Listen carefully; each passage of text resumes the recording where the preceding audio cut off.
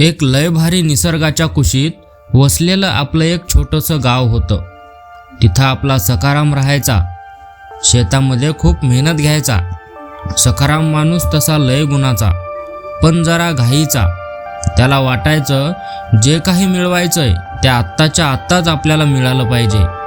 एका उन्हाळ्याच्या दुपारी असाच तो शेतामध्ये झाडाखाली बसला. आपल्या रानात एका जुन्या डेरेदार चिंचेच्या झाडाखाली तो बसला होता. घामाच्या धारा पुसत तो स्वतःशीच पुटपुटत होता. काय हे झाडं झुडूप, नुसती जागा अडवून धरली.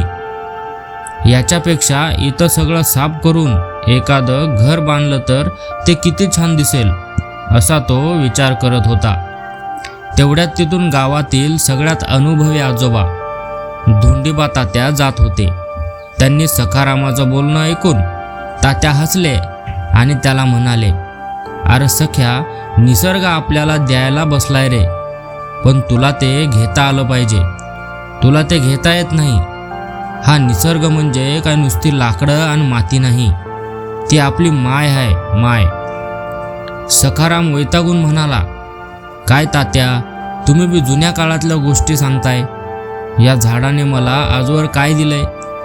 तात्यांनी शांतपणे सखारामला जवळ बोलावलं आणि म्हणाले, तू ज्या झाडाखाली बसलास त्या सावलीचं सुख बघ.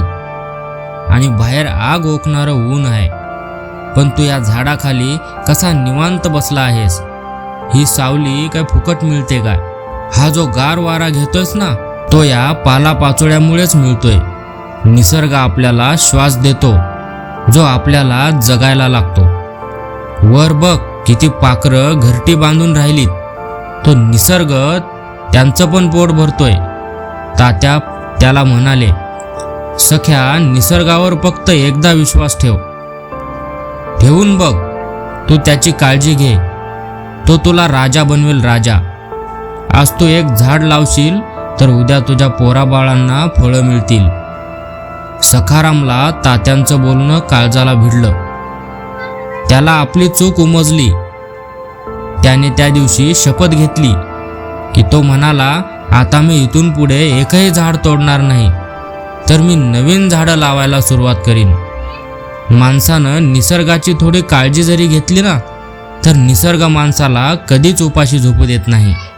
फक्त त्यावर आपला विश्वास पाहिजे.